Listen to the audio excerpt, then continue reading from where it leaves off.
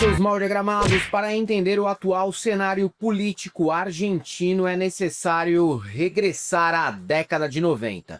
E não a qualquer década de 90, senão aos lendários anos 90 argentinos, popularmente conhecidos como La Década de la Pizza e del Champagne, mas que em realidade foi a década do crime organizado e do cloridrato de cocaína. Um dos casos mais célebres envolve a obscura morte de Carlos Menem Jr., filho do então presidente Carlos Menem. Carlitos, como era conhecido, se tratava basicamente de um playboy típico de sua época, com aquele visual meio Nelsinho Piquet. Sim, Carlitos também era metido em automobilismo e meio Diogo Mainardi. E quando falamos playboy, não se trata de implicância por sua origem opulenta. O jovem se dedicava a cometer toda sorte de barbaridades pela capital, algo que, no Brasil, só poderia ser comparado com a Era de Ouro de Brasília, entre os anos 60 e 80, quando ser filho ou agregado de político garantia 100% de impunidade, não importando o crime que fosse cometido. Para resumir, Carlitos sofre um acidente de helicóptero, algo até comum, sobretudo em se tratando de aviação privada, e com um caçador de adrenalina no comando. Sim, ele pilotava o helicóptero e era conhecido por gostar de dar um grauzinho com a aeronave. Afirmar que qualquer queda de jatinho ou helicóptero com figura pública se trata de algum tipo de conspiração é uma paranoia de quem não entende a realidade na qual vive. Aqui, entretanto, temos alguns motivos para questionar a natureza acidental da queda. Tenham paciência, que mesmo resumida, a história é longa e parece mais com uma série policial de roteiro forçado do que eventos reais ocorridos em um país supostamente democrático. Durante sua campanha para o primeiro mandato, Carlos Menem teria feito promessas que não foi capaz de cumprir em busca de apoio de lideranças no Irã, na Síria e também na Líbia. Menem teria prometido, por exemplo, mísseis para Muammar al-Gaddafi, líder líbio, em troca do seu apoio. Como vocês sabem, Menem ganhou, mas não conseguiu ou nem quis entregar o combinado. Resultado, a embaixada de Israel explodiu em 1992. Um perito chegou a afirmar que se tratava de um auto-atentado.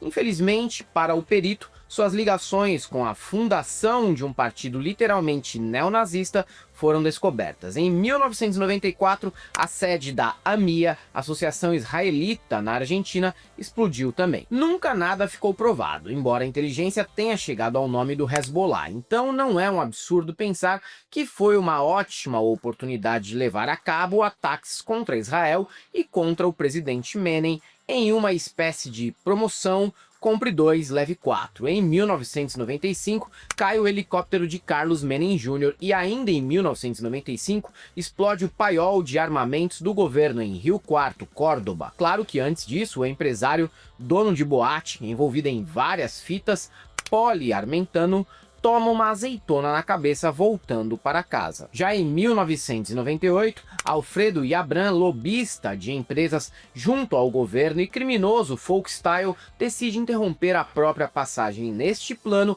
supostamente por ter sido fotografado e ter sua imagem revelada pelo fotógrafo José Luiz Cabezas, que também foi assassinado a mando de Yabran. Agora vamos passar por cima de mencionar outros personagens como Guillermo Coppola, ex-empresário de Diego Maradona e homem próximo de todos os anteriormente mencionados, e de eventos folclóricos como os resultados jurídicos das importações ilegais de veículos utilizando PCDs como laranjas para se aproveitar de uma brecha de lei específica. Acredito que já deu para entender um pouco sobre o nível de caos, corrupção, cultura de playboy old school e doses nada homeopáticas de cocaína que a classe mais alta, próxima ao governo, metia diuturnamente. Milei cresceu com esse mundo em seu imaginário. Em mais de uma oportunidade também declarou que Carlos Menem foi o melhor presidente da história do país, com ampla vantagem, e que é necessário trazer esta Argentina de volta. Javier Milei, em uma tentativa patética de ser o novo Carlos Menem, entretanto, acaba tropeçando em um problema muito típico que unifica os grandes idiotas de todos os nichos, na impossibilidade de modelar os aspectos positivos, ou pelo menos repetir o que o seu modelo fez em alto nível, acaba por repetir todos os vícios e jamais alcançar as virtudes. Menem era um psicopata corporativo de alta performance, fanfarrão, extremamente inconsequente e muito bem relacionado. Milei é um limítrofe literal, tão fanfarrão quanto, igualmente inconsequente, mas muitíssimo menos bem relacionado. Agora vamos para a parte 2 desse roteiro, que eu intitulo como falta de decoro e comportamento de nóia de pó.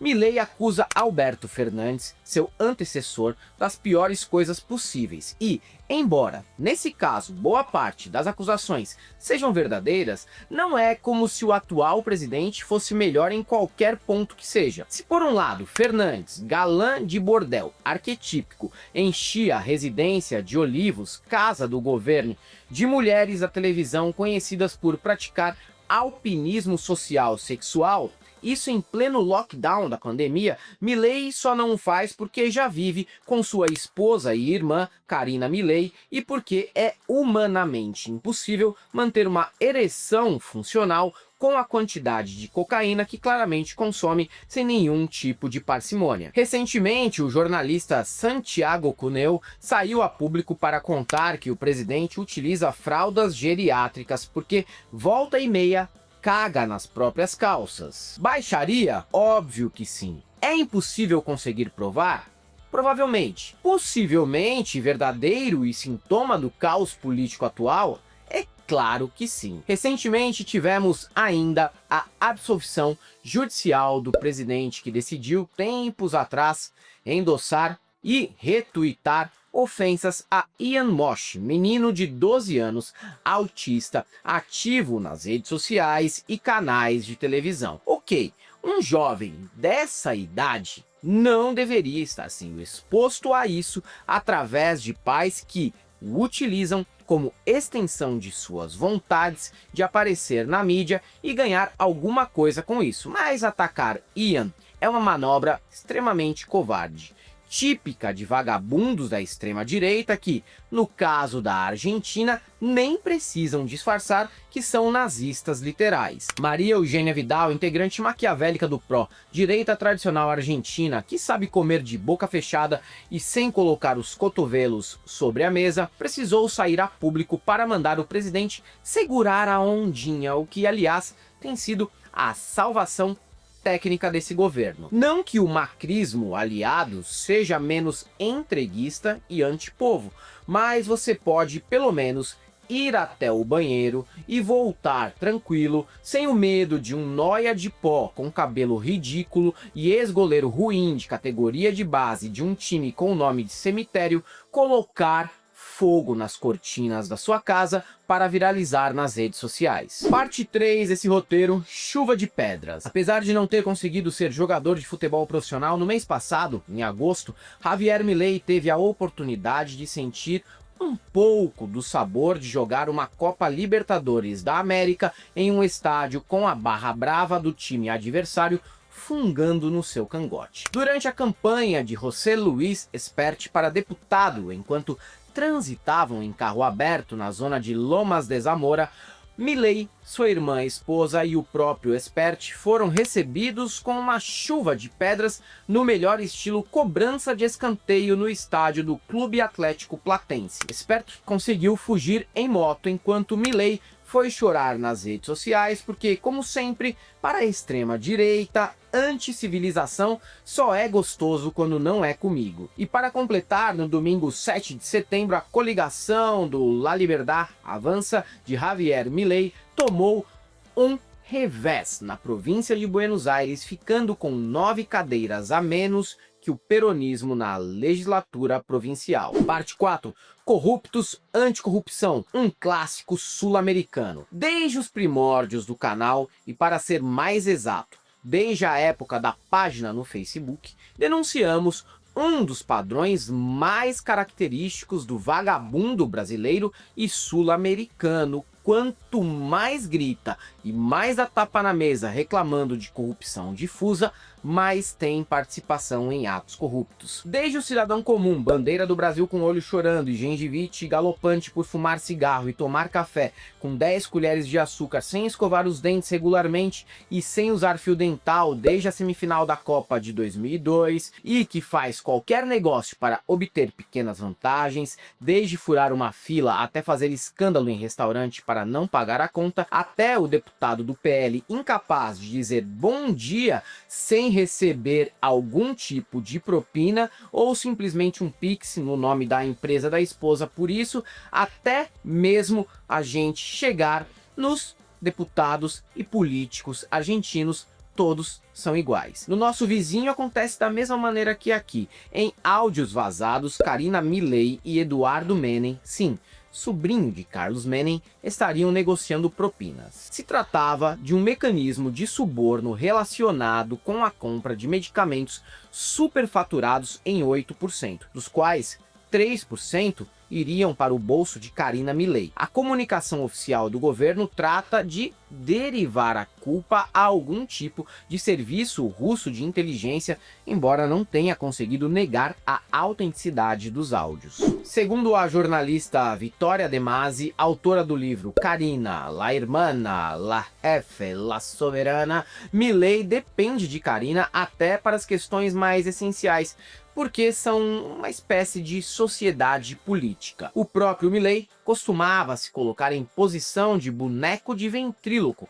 afirmando que a mente por trás da ideia era ela e não ele. Javier e Carina conseguiram capitalizar maravilhosamente bem com o desencanto popularesco contra a classe política em um discurso anticasta que só poderia enganar de novo quem estivesse muito disposto a ser enganado. Tortuosos são os caminhos do caos político sul-americano, porém bastante previsíveis são suas estratégias e consequências. Não à toa, Milei neste momento está desesperado por novo empréstimo. Agora ele quer um empréstimo do Tesouro dos Estados Unidos, a quem pediu 30 bilhões de dólares. Há menos de 6 meses, o gênio que se diz merecedor de um Nobel de Economia pegou 20 bilhões com o FMI. Mas para o seu primo Arthur,